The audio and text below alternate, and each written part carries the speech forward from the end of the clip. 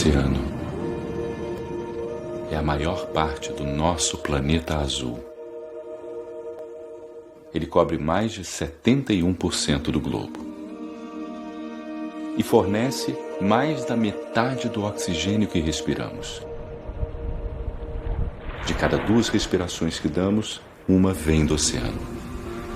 Regula o clima do planeta, nos dá energia e alimento e também promove a nossa saúde e o bem-estar. Todos somos oceano.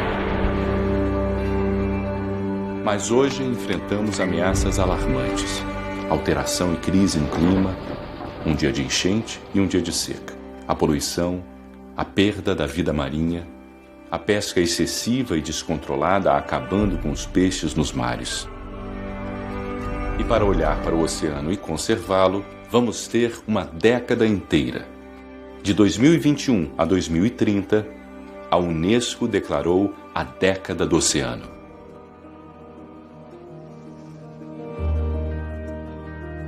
Conectando continentes e nações, todos trabalhando juntos nos compromissos globais dos Objetivos de Desenvolvimento Sustentável, os ODS.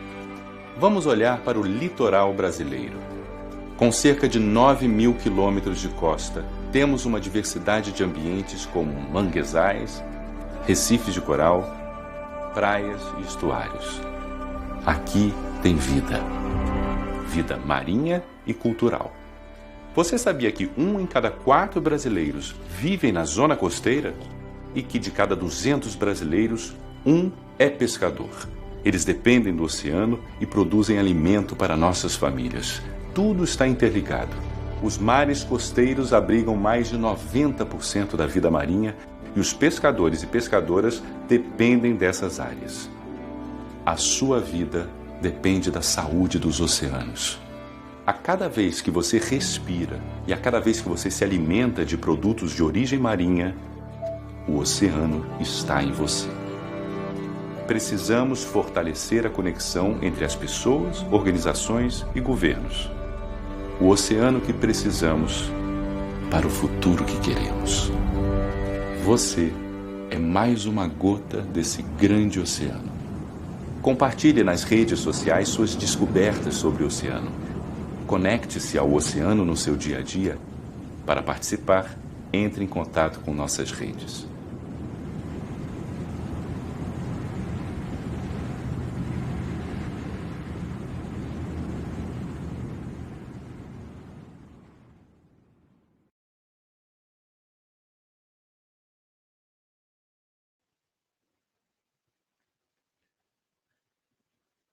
Olá pessoal, boa noite a todos que nos acompanham nesse momento, sejam muito bem-vindos.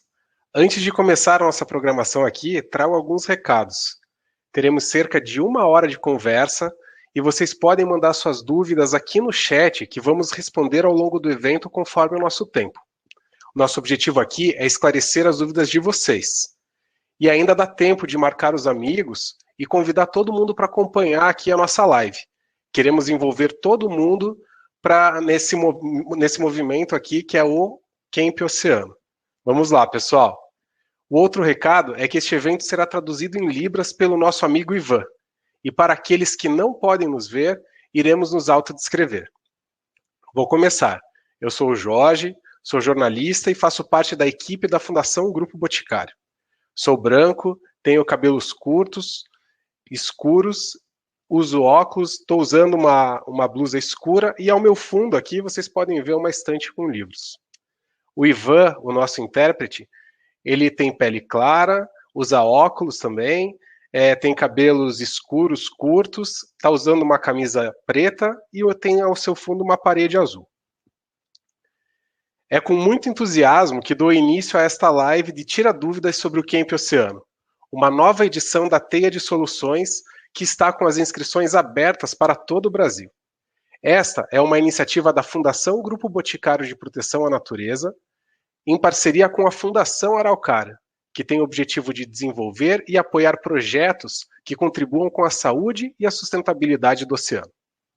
Afinal, já estamos na década do oceano, como a gente pôde ver no vídeo ali que a gente acompanhou. 10 anos para que o mundo volte a atenção aos mares, para essa imensidão azul, para que ela seja reconhecida, valorizada e seus inúmeros benefícios continuem a manter a vida no planeta. Para dar sequência à nossa live e esclarecer o maior número de dúvidas possível, convido a entrarem nessa roda comigo os meus amigos da Fundação Grupo Boticário. Marion Silva. Ela é bióloga e gerente de ciência e conservação. Oi, Mari. Oi, boa noite, pessoal. Lisiane Siskin Alberti, oceanógrafa e analista de conservação da biodiversidade. Bem-vinda, Lise. Obrigada, boa noite a todos. E Emerson Oliveira, gerente de conservação da biodiversidade e responsável pela agenda Oceano dentro da Fundação. Olá, pessoal, boa noite. Obrigado pelo convite. Obrigado, Emerson. Bom, antes da gente seguir o nosso papo, eu queria contar um pouco para vocês e para todos que estão acompanhando a gente, um pouco da minha relação com o oceano, e depois eu vou querer saber a relação que vocês três também têm com o mar. A minha relação é um pouco distante, porque eu nasci e cresci em Curitiba, longe da praia, e ao longo da minha vida a minha relação sempre foi muito de lazer com o mar. Então, eu passei muitas férias, né, feriados, indo para a praia com a família e continuo a fazer isso com os meus filhos. Queria ver agora um pouco o que a Mari vai dizer sobre essa relação com o oceano. Conta pra gente, Mari. Bom, boa noite, Jorge, boa noite todo mundo. Eu vou primeiro me descrever, né, o Ivan vai me ajudar. Eu sou branca, sim, eu me lembro muito da minha infância e a gente ia muito para a praia, para todas as praias de São Chico. Meu pai, a gente ia puxar siri, né, com puçá, a gente ia tarrafiar para pegar tainha, na época de tainha, meu pai me ensinava a fazer tudo isso, a gente ia pescar na Baía da Babitonga, de barco, mas o que eu mais me lembro, assim, que eu acho que me traz mais a minha relação com o oceano, é eu e meu irmão acompanhando meu pai nas pescarias que ele fazia nas pedras, que quem conhece Santa Catarina sabe que a gente tem aí praias que tem bastante pedras, assim, que as praias são divididas por pedras, né, e aí a gente ia com o pai, e ele gostava de alguns pontos, né, de pescaria e tal, e eu e meu irmão a gente ia, isso levava o dia inteiro, e aí nessas andanças, quando a gente chegava no lugar, para chegar no lugar era uma aventura, quando a gente chegava no lugar, normalmente o meu pai olhava para mim e para o meu irmão e falava assim, o pai esqueceu alguma coisa, vão ali, voltem lá e vão buscar. A gente amava, porque daí a gente voltava sozinho, explorando, então assim, a minha relação com a área costeira, com as pedras, com o ambiente de praia, de oceano, tem muito essa relação com a minha infância, né? Então, para mim é muito especial, assim, estar aqui hoje conversando com vocês, né, buscando soluções, né, para as áreas costeiras, para os oceanos, né, porque para mim isso faz muito sentido. Legal, Mari. A infância marca bastante, né, a gente. Liz, e você? Bom, boa noite a todos. Gostaria também de agradecer primeiro o convite para estar aqui junto com esse time de feras.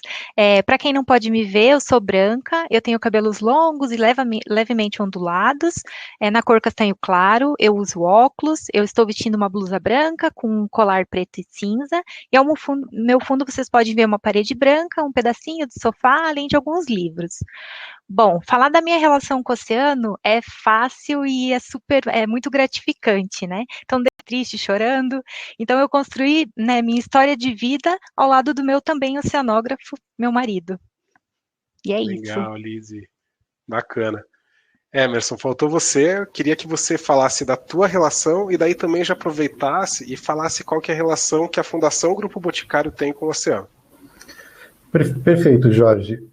Bom, deixa eu me descrever rapidinho. Eu sou branco, tenho os cabelos castanhos, longos, mas eu uso eles presos. Também uso óculos, estou com uma camisa azul xadrez.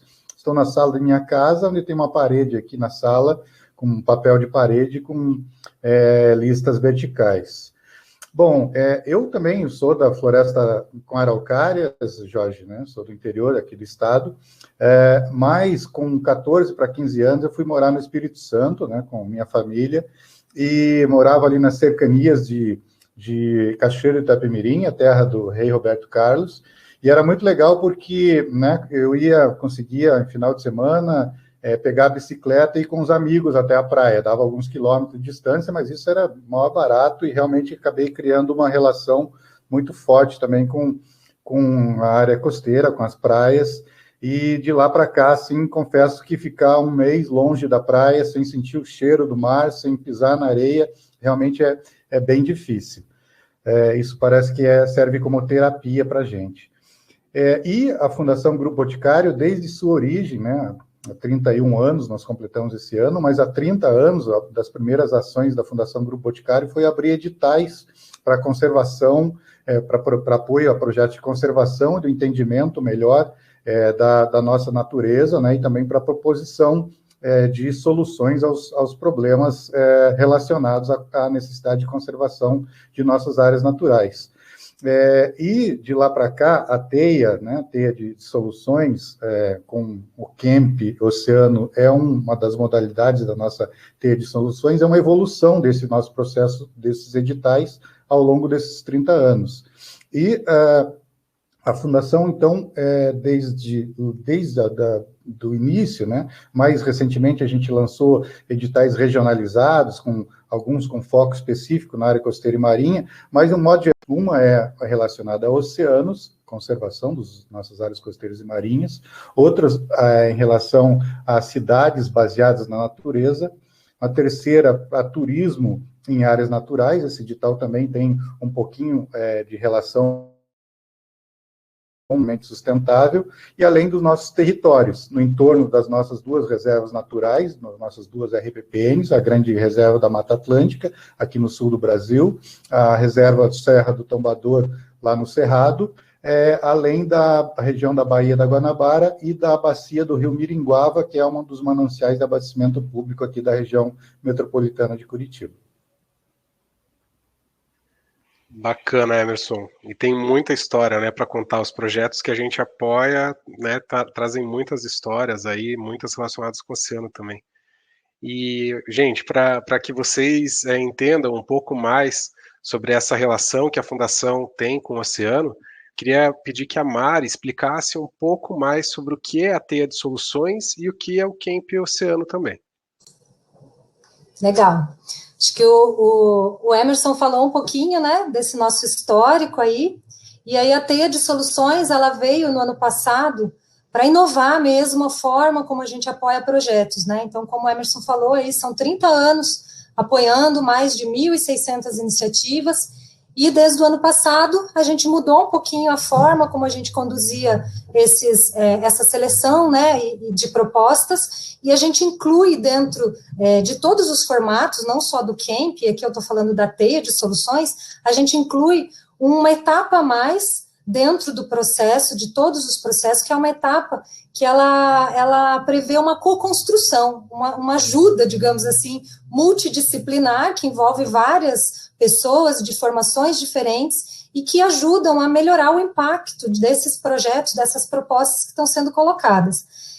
O Camp, ele é um desses formatos, então, além, né, do processo de avaliação, de inscrição, que isso continua mais ou menos da mesma forma como, né, há 30 anos a gente inclui aí um elemento a mais, que é essa co-construção.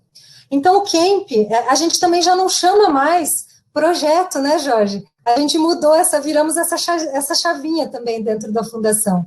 Agora, com a Teia de Soluções, a gente né, um formulário que está lá no site, todo mundo pode acessar, onde as pessoas vão entrar, vão cadastrar as suas soluções de acordo com os desafios. São 3 desafios. Daqui a pouco a Liz, eu acho que vai falar um pouquinho, né, Jorge, sobre esses desafios, explicar melhor para vocês cada um desses desafios, mas as pessoas elas têm que linkar, fazer a proposta da sua solução com base no desafio que a gente coloca lá no site, e aí as pessoas os participantes, né, vão inscrever as suas propostas, essas propostas elas vão passar por uma avaliação, algumas dessas propostas vão participar de um evento, que é o Camp, o que a gente chama de Camp, que são 3 dias. Depois, a gente vai ter uma nova seleção, essas propostas vão para uma outra fase, que é uma fase de detalhamento. E, no fim, a gente escolhe, né, as melhores soluções para dar o apoio financeiro para rodar essas soluções, né?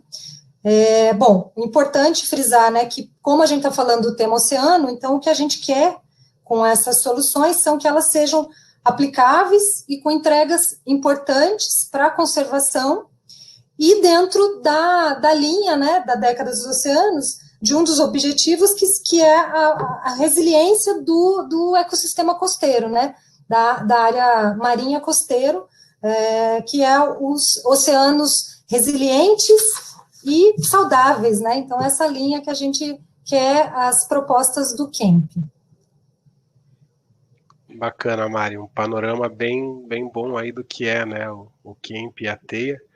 E como você adiantou, né, a gente tem o CAMP, ele é pautado por 3 desafios, e eu queria que a Lizy explicasse, então, um pouco sobre cada um deles, sobre esses 3 desafios, Lizy. Claro. Obrigada, Jorge. Bom, antes de falar um pouquinho dos desafios, eu queria contar rapidamente para vocês como que a gente chegou nesses desafios, né?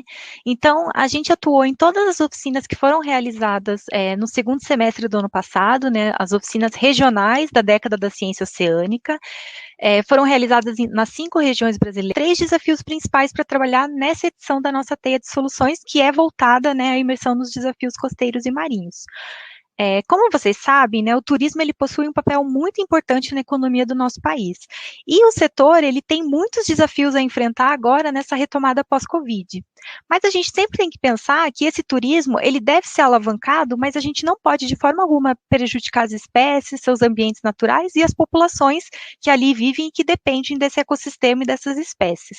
Então, quando a gente pensa especialmente no oceano, que é o nosso principal foco aqui, os bens e serviços eles têm um grande potencial para promover o turismo responsável, aliado à biodiversidade, mas que ainda, né, carece de soluções que integrem tudo isso de forma harmoniosa.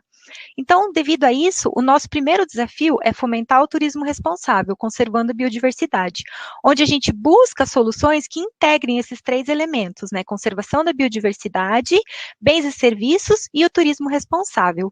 E aí vocês podem pensar, Lizy, mas me traga um pouco mais de exemplos para me clarear, né, o que vocês esperam com esse desafio. Então, para ajudar vocês, eu vou trazer 3 exemplos para esse desafio. Então, modelos de turismo responsável de observação de fauna, por exemplo, conciliando geração de renda das populações locais e também a proteção das espécies e dos seus hábitats pelos serviços ambientais, né, que esses prestam, ou soluções que utilizem a valoração, né, dos bens e serviços da natureza. Então, vocês sabem que a valoração das baleias, por exemplo, virou um super case, né, que todo mundo fala muito até hoje. Então, e onde se inclui também o turismo, né, de observação dessas espécies e de tantas outras atividades para incentivar a proteção. Além disso, também a gente busca soluções que possam aliar a conservação e a restauração de ecossistemas ao turismo responsável. A poluição no oceano é tema do nosso segundo desafio, que é reduzir a poluição no oceano e incidentes ambientais. Bom, apesar do lixo, né, marinho ser um tema muito falado e conhecido por todos, a gente escuta isso diariamente na mídia, isso é mais visível aos olhos, então tá muito mais fácil para a gente fazer essa relação. Ele é somente uma das formas de poluição e riscos de saúde dos ecossistemas marinhos e também ao oceano. Então, por exemplo, a poluição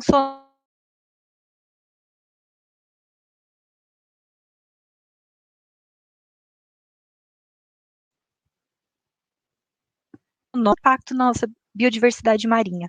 Então, a gente pensar em soluções que possam reduzir desde a chegada, a quantidade e os impactos dessa poluição são fundamentais. Então, nesse desafio, a gente busca soluções práticas, aplicáveis e também de baixo custo, que pode ser o quê? Um equipamento, uma ferramenta, um protocolo ou até mesmo uma infraestrutura, né, para reduzir a quantidade e o impacto dessa poluição no oceano. Então, vamos trazer alguns exemplos para aproximar um pouquinho, né, possíveis soluções para esse desafio. Então, pode ser soluções práticas que diminuam o impacto da poluição sonora em organismos marinhos, né, a gente vê estudos aí relatando que na pandemia diminuiu, né, o impacto pela diminuição do trânsito de embarcações e das nossas próprias atividades humanas. soluções que minimizem o lançamento incidental de óleo, tanto de pequenas quanto grandes embarcações, ou que reduzam a chegada de resíduos, vindos tanto de fontes continentais quanto fontes marinhas para o oceano. Ou ainda, soluções que previnam acidentes por derramamento de óleo na costa brasileira, né? Então, a gente teve aí, né, o ano passado, 2019, muita coisa acontecendo com relação a isso. Bom, por fim, o terceiro desafio é mitigar os efeitos da crise climática nas cidades costeiras. Bom, a gente sabe que 40% da população mundial vive a pelo menos 60 quilômetros da costa, e dado o aumento populacional previsto, né, para as próximas décadas, o aumento do nível do mar e a frequência dos eventos climáticos extremos é um assunto extremamente urgente e importante. E a gente sabe que os ecossistemas marinhos e costeiros, como, por exemplo, os manguezais, as restingas, os recifes de coral, eles possuem recursos naturais muito poderosos para ajudar a minimizar, né, os efeitos da crise das mudanças do clima. Então, trazendo um pouquinho os manguezais, mais especificamente, eles têm a capacidade de reduzir os efeitos das tempestades e das ondas, né, que atingem a costa durante esses eventos extremos, além de sequestrarem grandes quantidades de carbono atmosférico, o conhecido, né, blue carbon. E o mais interessante é que o carbono estocado nos sedimentos dos manguezais, ele permanece ali armazenado por muito tempo, diferente dos ecossistemas terrestres, né? Então fica de séculos a milhares de anos. Então isso é um super ganho e uma super entrega, né, dos manguezais aí para toda a população de graça, né? Então a gente tem que aproveitar e continuar preservando esse ambiente. Então a gente pensar em soluções que considerem o potencial desses ecossistemas para minimizar, né, os impactos da mudança do clima, promovendo a sua conservação, um tipo de solução baseada na natureza é muito importante. Então, mais uma vez, vou trazer alguns exemplos. Então, soluções que conservem ou até mesmo que restaurem os ecossistemas naturais da região costeira, como os ecossistemas que eu comentei agora, ou soluções que integrem e demonstrem, né, a conexão entre os ecossistemas costeiros e terrestres para o equilíbrio climático, promovendo a sua conservação. E, por fim, soluções que possam reduzir a vulnerabilidade tanto de comunidades quanto de cidades costeiras e que levem em consideração as soluções baseadas na natureza, né, que são ações inspiradas e apoiadas na natureza, que proporcionam benefícios ambientais, sociais, econômicos e ajudam, né, tanto as comunidades como as cidades a construir as suas resiliências. Bom, é isso. Bacana, Lise. Lise, eu queria agradecer, então, a tua participação, né? A Lise estava aqui para explicar bem essa questão dos 3 desafios que o Camp nos traz. Elise, antes de você sair e continuar acompanhando o nosso chat ali e as perguntas que chegam, queria que você deixasse um recado para o pessoal que está acompanhando a gente. Bom, queria agradecer, né, pela atenção de todos. Queria só relembrar que as inscrições estão abertas até o dia 14, agora de maio. Então, montem suas equipes, venham, né, entrem nessa onda com a gente. A gente está muito feliz aqui, esperando ótimas soluções para esses desafios que a gente, com muito cuidado, desenhou e lançou nessa edição da TEIA. Então, aproveitem esse momento e enviem suas perguntas, suas dúvidas no chat, que a gente vai respondendo aqui dentro do tempo estipulado, ou senão a gente continua respondendo depois também. Obrigada, pessoal. Legal, obrigado, Lise. Isso aí, gente. Então, não deixem de participar. A Lise deixou o recado aqui. E eu vou começar, então, o nosso Tira Dúvidas com algumas perguntas que a gente já recebeu. Primeira, eu vou direcionar para a Mari. Eu queria que a Marion contasse para a gente quem pode se inscrever e quais são os diferentes papéis que cada pessoa pode ter dentro do Camp Oceano. Legal, Jorge. Bom, todo mundo dá para acessar o nosso site, lá vai ter um formulário. Qualquer pessoa de qualquer formação, né, pode se inscrever, desde que ela tenha no mínimo 18 anos, né? É super importante ter essa multidisciplinaridade, né? Porque a gente sabe que para potencializar os impactos das soluções, quanto mais conhecimento diferente, quanto mais setores da sociedade aí a gente conseguir chegar, melhor. Então, por isso que a gente realmente quer propostas que envolvam diferentes formações, atuações, né? Muitas vezes a pessoa não é formada naquela cadeira, como comunicação, como economia, mas ela tem experiência nessa cadeira, né? Eu posso ser bióloga, mas ter trabalhado e ter uma super atuação na área de comunicação, por exemplo, né? Então, todos são bem-vindos, né, de todas as formações. Nesse momento, as propostas, elas já podem ter equipe. Então, eu me cadastro como pessoa, mas na minha solução eu já posso lançar as pessoas da minha equipe, ou durante o evento, né, o camp, eu posso ir incorporando pessoas a mais dentro da minha equipe também. Uma outra modalidade aqui é para quem vai ser proponente, quem vai propor as soluções. Mas uma outra entrada também são de mentores, né? Então, quem são esses mentores? São aquelas pessoas, os especialistas, normalmente, né, que entendem bastante de algum tema, que eles podem oferecer ajuda para todas as pessoas que estarão participando do camp, né? Então, se eu me cadastro como um mentor, todos esses times. Uma outra entrada é de padrinho ou madrinha. Ele é quase um mentor, mas ele vai ajudar um único time. É como se ele apadrinhasse mesmo, né? Eu vou apadrinhar um time e uma única solução, e eu vou carregar essa solução do início ao fim, em todas as etapas. O mentor, gente, ele vai ser acessado por várias soluções. E o padrinho e madrinha, eles vão trabalhar com uma única solução. Acho que respondi tua pergunta, Jorge. Legal, obrigado, Mari. Gente, a Mari falou ali do site, né? Então eu vou falar para vocês aqui qual que é e a gente vai colocar no nosso chat também, para que vocês possam acessar e já, assim que acabar a nossa live aqui, já começar a fazer as inscrições aí.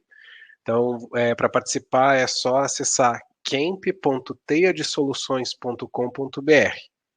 Lá vocês vão inserir os dados do responsável pelo projeto, pela proposta, vão colocar também dados da equipe e vão colocar dados da solução. Durante ali o processo de inscrição, vocês vão ter que baixar uma apresentação sobre a proposta de vocês, e a própria ferramenta tem a possibilidade de vocês gravarem um pitch em cima dessa apresentação. Isso tudo vai para avaliação, então caprichem lá e não deixem de inscrever. Agora eu vou pedir para o Emerson contar um pouco mais sobre como que devem ser as equipes. Obrigado, Jorge. Bom, a Marion já antecipou um pouquinho, assim, as equipes, né, estão multidisciplinares, quanto maior áreas de conhecimento possível de ser agregado na proposta, a gente entende que isso acaba agregando, né, também diversidade de gênero, diversidade de conhecimentos e culturas. Mas, minimamente, são pelo menos 2 pessoas. Por quê? Porque a gente pede, uma das determinações é que a equipe, logicamente, conte com um especialista, alguém com conhecimento mais profundo possível em ciências do mar. Não precisa ser formado, ter graduação, ter especialização, mas sim ter experiência comprovada, preferencialmente em currículo, né, com a proposta de solução específica que ele está se propondo. E também um profissional da área de comunicação que a gente entende e deseja que essa proposta, essa solução, ela seja efetivamente disseminada o melhor possível, né, para que a gente possa engajar as pessoas, a sociedade, de um modo geral, em relação àquilo que está sendo proposto para aquele problema específico que a gente colocou, conforme a Liz explicou anteriormente para a gente. E não tem limite de tamanho de equipe, 2 pessoas pelo menos, e aí até N, né? Ou seja, e aí pensando realmente nessa multidisciplinaridade. Pode ser profissionais, aquilo que está sendo proposto. E ao longo do processo, aí também a equipe, tanto o comitê avaliador, quanto os mentores, mesmo os padrinhos e madrinhas, podem chegar à conclusão que uma determinada proposta, ela depende de um profissional ou de outro, de uma determinada especialidade, para agregar ainda mais na proposta. Isso pode ser recomendado ao longo do processo. E esse profissional, ele pode ser agregado dentro, né, do time, o time chamando algum profissional que tenha confiança em relação àquilo, aquela determinada ação proposta, ou então, mesmo eventualmente, contratar um profissional especializado cumprir com aquele determinado fim. Isso aí, Emerson. Eu vou reforçar, eu sei que você acabou de responder, mas é que são duas dúvidas que surgiram aqui no nosso chat, uma da Suelen Santos e a outra da Beatriz Matiuso. Então, a Suelen pergunta, né, o profissional de comunicação tem que ter formação na área? Bacharel em Relações Internacionais se enquadraria? E a Beatriz questionou. Endosso a pergunta da Suelen. O profissional de comunicação tem que ter bacharel ou cursos e experiências é suficiente? Então, Emerson, assim, eu sei que você já falou, vamos só reforçar para o pessoal, né, entender bem como que... Não fazemos essa exigência de formação mesmo, né, mesmo em nível de graduação, muito menos especialização ou qualquer outro tipo, mas desde que seja realmente comprovada a experiência daquele profissional naquele determinado fim, ou seja, para essas duas especialidades que a gente pede. A comunicação, né, para que a gente possa realmente atingir a sociedade em relação à solução que está sendo trabalhada, e também outra em relação a conhecimento de causa em relação à questão específica, técnica específica que vai ser tratada, né? Também com relação ao conhecimento de ciências do mar, mas pode ser profissional de qualquer área, desde que realmente tenha uma vivência nessa especialidade ou nesse conhecimento específico da causa técnica em relação à proposta que está sendo apresentada. Maravilha, Emerson. E, pessoal, vale lembrar que a inscrição não garante a participação no evento de 3 dias, no Camp Oceano. Todas as propostas inscritas passarão por avaliação e recomendação de uma equipe de especialistas, que a Mari já comentou aqui, e agora eu vou pedir para ela explicar um pouco mais sobre isso, como que vai ser essa avaliação. Legal. Bom, todas as soluções que a gente vai receber, né, que forem inscritas, elas vão para um grupo de avaliadores. A gente espera ter pelo menos 2 avaliações por solução, né? Então cada solução passa por 2 avaliadores diferentes, e eles vão criar para a gente uma lista de momento da co-construção. A gente vai ter aí essa avaliação feita por avaliadores que são especialistas das mais diferentes áreas, né? Então, se uma proposta ela é bem da ciência do mar, junto com algum elemento muito forte, por exemplo, de política pública, preferencialmente a gente vai mandar ela para uma pessoa da ciência do mar, um especialista de ciência do mar para olhar e avaliar, e uma pessoa com um vínculo em políticas públicas para avaliar essa proposta também, né? Então, a gente sempre vai ter aí pelo menos 2 avaliações para cada proposta. Bacana, Mari. Chegou aqui mais uma pergunta da Karina. Ela pergunta assim, se a minha solução passar da primeira fase, quantos integrantes da equipe podem participar do camp? Acho que você pode emendar, Mari, respondendo, então. A gente não tem limite, gente. Eu acho que os times, eles podem ter várias pessoas. A única exigência mesmo que a gente faz é que a gente tenha essa composição multidisciplinar, tá? Esse é o único ponto a ser seguido aí. Agora, o time das propostas pode ser grande, enfim. Agora, uma coisa bem importante, viu, Jorge? Se a solução for selecionada para participar do evento do camp, aí a gente vai ter uma limitação de até 3 pessoas por solução para participar do evento, tá? Então, se o time aí for de 20 pessoas, não tem problema, mas para participar do camp vão ter que ser 3 pessoas no máximo. Legal, e uma dessas 3 pessoas é o líder da equipe, né? Então, é o líder e mais 2 pessoas.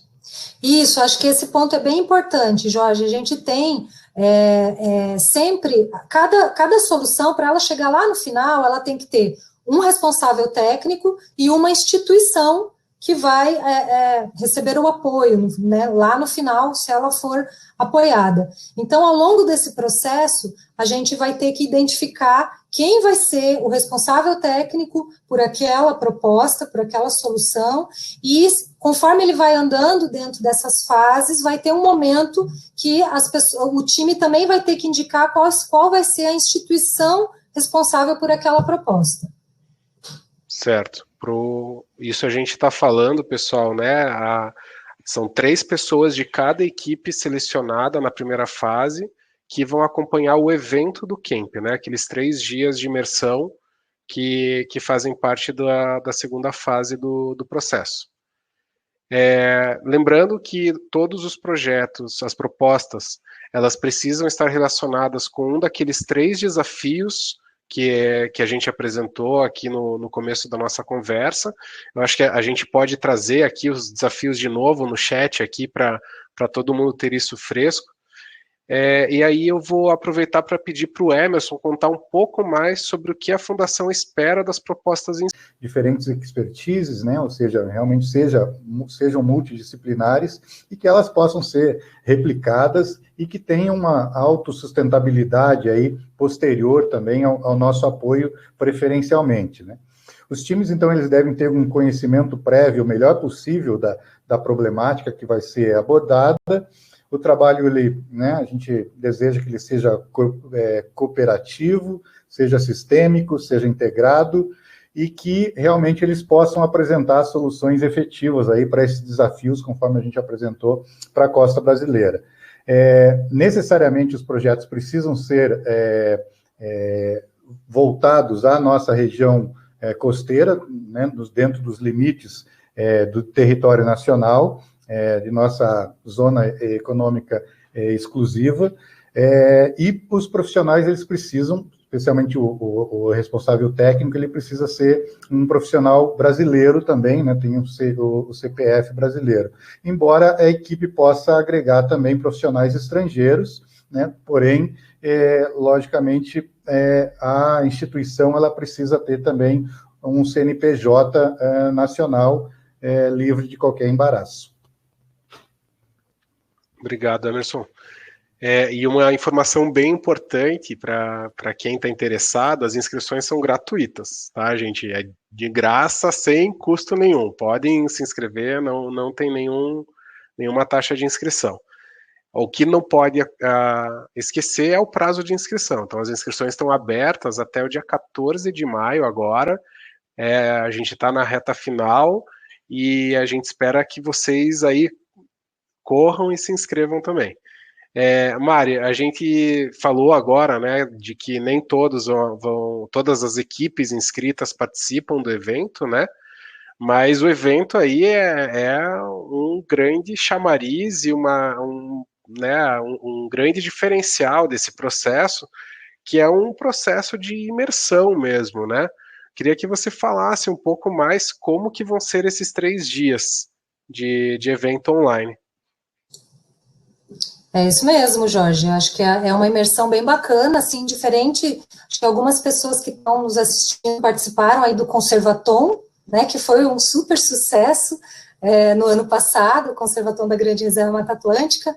O camp, ele também é 3 dias de grande imersão, mas ele é diferente do Conservatom, ele é um evento mais fechado, né, para somente com pessoas que vão trazer alguns exemplos, né, bem inspiracionais aí para o pessoal se sentir provocado, digamos assim, para melhorar as suas propostas, as suas soluções. No segundo dia, ele é um dia um pouco mais técnico, né, então a gente vai trazer alguns temas mais aprofundados, como, por exemplo, o elemento de engajamento e comunicação, o elemento de políticas públicas, porque a gente sabe que hoje boa parte das nossas soluções para a conservação da natureza, elas podem, né, ser transformadas em políticas públicas, e isso é algo muito bacana, porque torna aquele projeto, né, aquela solução replicável, né, ela pode ser desenvolvida lá no estado da Bahia, mas se a gente consegue influenciar alguma política pública, o reflexo, né, o impacto dessa solução acaba trazendo aí para o estado do Paraná, por exemplo, né? Então, o segundo dia ele vai ser esse aprofundado, e no terceiro dia a gente vai trabalhar um pouquinho dos pitches, né, de ter mais, ser mais assertivo em vender a nossa solução, digamos assim, né? Então, acho que esses 3 dias vão ser bem intensos, de bastante integração. A gente pede que as pessoas, né, que vão participar venham de coração aberto, né, para realmente colaborar, trocar a sua experiência, para melhorar as suas soluções. Que bacana. Mari, eu vou continuar com você. A Beatriz Matiuso mandou outra pergunta. Ela pergunta se a instituição proponente tem que ter um tempo X de existência. Precisa ter? Essa daqui para mim é novidade, eu quero saber também. Antigamente tinha, né, nos nossos editais antigos, a gente tinha, sim, uma regrinha, acho que é por isso que ela está perguntando. Com a mudança, a gente não tem, Beatriz, essa limitação de tempo, embora todas as instituições, elas vão passar por uma avaliação jurídica, né, do nosso time do jurídico do Grupo Boticário, né, da Fundação Grupo Boticário, e para a gente avaliar se a instituição ela tem capacidade mesmo para executar aquela solução, né, tanto em pessoal, como em capacidade financeira, enfim, a gente vai fazer, sim, uma avaliação, mas nesse momento a gente não tem nenhum tipo de regra nesse sentido. Tá, legal. Eu vou agora para uma perguntinha mais burocrática aqui e vou direcionar. Isso também é uma evolução mais recente dos nossos editais, das nossas chamadas. Ele está aberto para instituições com CNPJ no Brasil, em qualquer lugar do Brasil, para empresas, associações, ONGs, sociedades técnico-científicas, fundações privadas com ou sem fins lucrativos. De um primeiro momento, essa primeira proposta de solução, né, essa primeira fase, essa instituição ela não precisa nem estar nominada, não precisa apresentar documentação e CNPJ e etc. Porém, as propostas que forem selecionadas para a segunda fase, essas 40 propostas que a Marion já trouxe para a gente, aí sim, necessariamente, a proposta tem que estar vinculada a uma instituição. E essa segunda fase, né, ela vai se iniciar a partir do dia 13 de julho. Então, ou seja, né, caso realmente o proponente tenha uma grande solução, mas ela não tem de momento ainda, né, qual é a empresa ou a instituição que vai estar, a fundação, que vai estar junto com eles no trabalho, não tem problema, logicamente já precisa começar a buscar isso, né, uma instituição parceira, para que a proposta depois, nesse segundo momento, ela possa ter continuidade com a gente, isso porque lá na frente a gente precisa também estabelecer um contrato, e esse contrato ele é vinculado a essa CNPJ dessa instituição. Então, isso é em relação às propostas para o Brasil todo. No estado do Paraná, como a gente disse, a Fundação Araucária, né, um parceiro nosso já de alguns anos, Fundação Araucária é a instituição de fomento oficial à pesquisa aqui no estado do Paraná. No caso específico das propostas voltadas à área costeira e marinha aqui do estado do Paraná, encaminhadas para apoio via Fundação Araucária, elas precisam aí necessariamente ser instituições de ensino superior públicas, né? E o CNPJ, logicamente, também precisa ser aqui do estado do Paraná. Então, assim, como eu já trouxe, né, assim, o mesmo CNPJ, ele pode ter mais de uma proposta vincular, né, uma empresa, uma instituição, qualquer instituição pode apresentar mais de uma proposta, porém a equipe precisa se diferenciar. Certo. Bom, a gente teve aqui mais uma pergunta da Débora de Freitas, eu acho que isso a gente já acabou respondendo, né? Ela pergunta, pode haver no grupo colaborador internacional? Né, acho que o Emerson já falou que sim, pode, né, desde que a equipe seja representada por uma instituição brasileira, é isso mesmo, né, Emerson? E aí, aqui a gente tem mais uma pergunta do Daniel Machado de Oliveira, que acho que o Emerson também pode responder. Ele pergunta assim, os 3 membros a participar do camp precisam ser os mesmos nos 3 dias?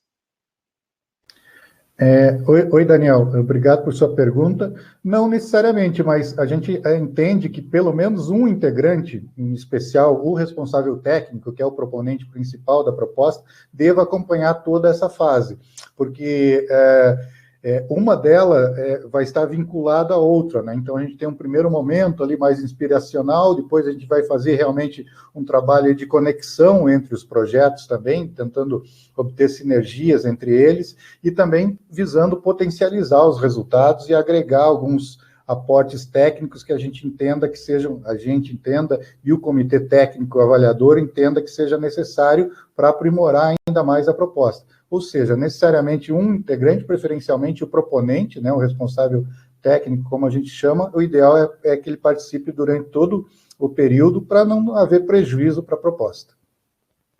Certo, obrigado, Emerson.